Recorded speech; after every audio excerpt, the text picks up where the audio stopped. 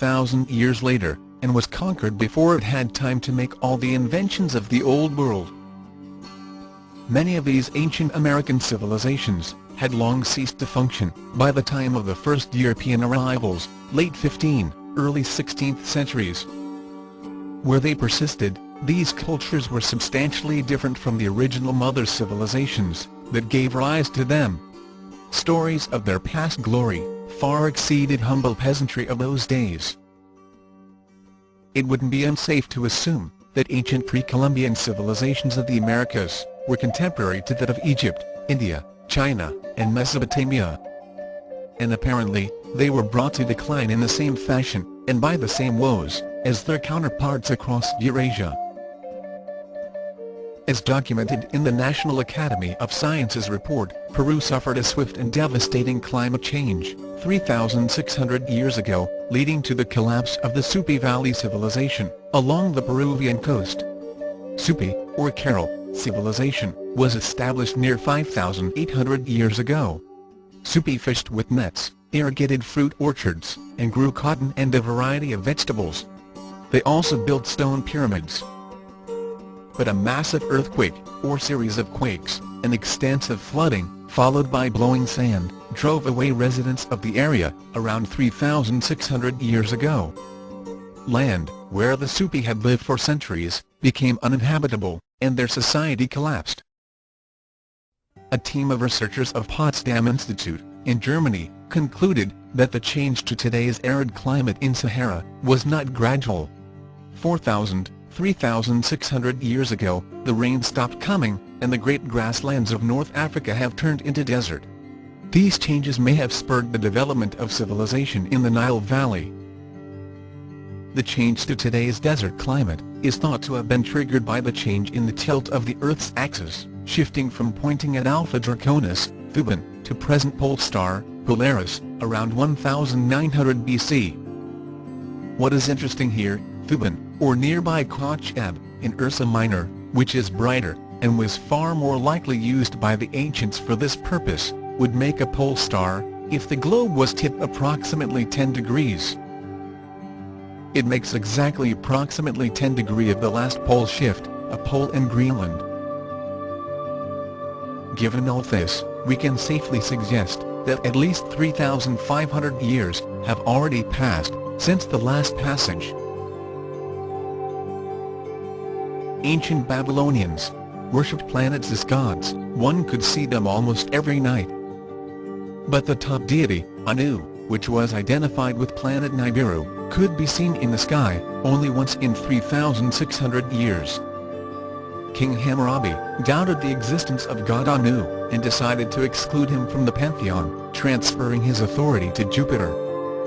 This decision had severe consequences for Mesopotamia, when almost 250 years after Hammurabi, planet Nibiru again reappeared in the skies. Hammurabi reigned from approximately 1792 to 1750 BC. And 232 years after his death, as history tells us, Babylon was conquered by the Highlanders. However, 250 years after Hammurabi's death would bring us at 1500 BC, which is a much too early date, if the passage is to occur in our near future.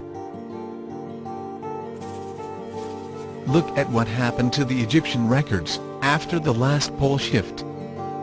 Very careful records, census, the grain stores, all went to heck. This happened all over the world. What happened to the great cities of China? Records are disrupted. After the pole shift, with survivors picking up the pieces and trying not to die from hunger, timekeeping and calendars were the last of anyone's concerns.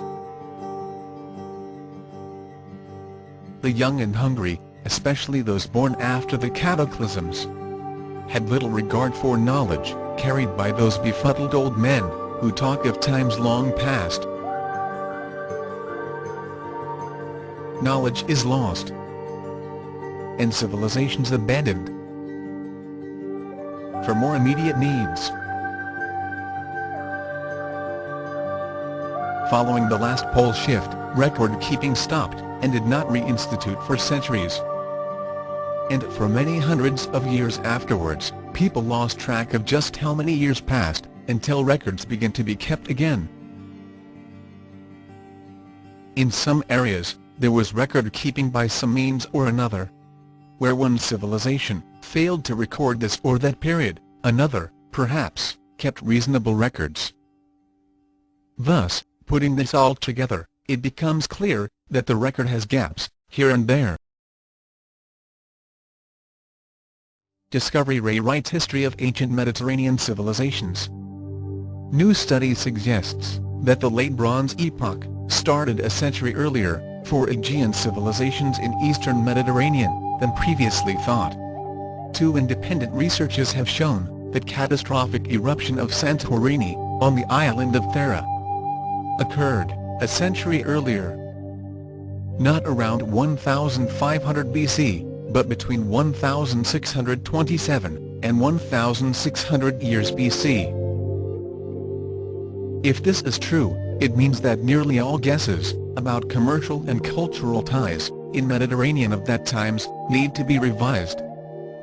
It is thought that this eruption led to decline of Minoan civilization on Crete. Thus, Minoans had to reach peak of their culture a century earlier, before New Kingdom emerged in Egypt. The Mayan calendar is correct and accurate, and is pointing to the coming cataclysms. It was left behind by the visitors from the 12th planet, the Anunnaki, who used it to calculate the time of their home planet's return. The primary difficulty is in determining its correct initial date. Unless this is precisely known, the end date is questionable. How this December 21, 2012, date was determined? It is all a guess, a debate among archaeologists, though it is used as the accepted correlation today. The Americas and Europe have had no cultural contact, and evolved in isolation. Furthermore, Maya used 3 separate calendar systems. There was a 260-day ceremonial calendar. Then, there was the long count, which recorded only historical events. And there was also 584-day calendar, which tracked only astronomical events. There is virtually no way to line up the Gregorian and Mayan calendars. 2012 is an approved end times date for the media to focus on, precisely because it is a known fallacy, which is thus easily disproven. 2012 is not a valid date, as with the available data, the attempt to line up the Gregorian and Mayan calendars cannot be done correctly. There is utter confusion in human record-keeping regarding the timing of the last pole shift. The record has been distorted. The date cannot be known. And until the last weeks unfold, there is no certainty about the pole shift date. No one knows about that day or hour, not even the angels in heaven, nor the Son, but only the Father. Zetas declined to be more specific about the timing, stating back in November 2001, that if the exact date were known, the elite, and those in power, would use such knowledge to their own advantage. And, therefore, no date would be given by them. You should assume no date clue from us whatsoever. Could be any year. Thus, any hint at timing by them is only to encourage mankind to prepare, to get their hands dirty in gardening, and get the public to move in their preparations. We are not allowed to give the date, but we are allowed to press man to heed our warnings. We are advising people, as we have, since the start of Zeta Talk, to take action, not to wait. Zeta Talk. Nancy will tell you, she doesn't regret being in a location where she is today, and for having established a garden, and learned how to save and store seeds. Those who prepared early, would ultimately have no regrets. Nancy and Zetas have always stressed, that common men should not take their word for it. Everyone should read, think, and decide for himself. Zetas are advising that the Earth changes be used as a guide for when to take steps. Watching the Earth changes, and the behavior of those in the corridors of power, will be your best clue.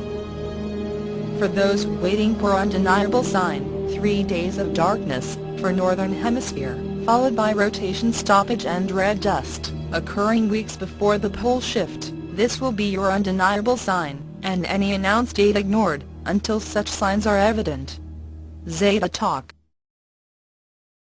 When Zeta Talk first started, in 1995, and claimed that the weather changes are heralding the approach of 12th planet, there was little to support it, for the satisfaction of those hungry for proof, as the Earth changes had just begun.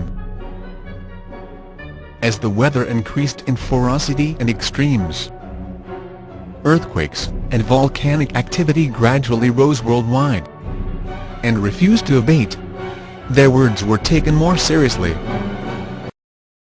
While many cling to not in my lifetime approach, insisting that changes predicted can occur, but will not be abrupt, and will not happen in the near future, certainly not in the lifetime of those alive today. And while academic science never misses an opportunity to soothe and reassure those starting to worry, the scale and rate of Earth changes shows that it can hit surprisingly soon, faster than anyone thought.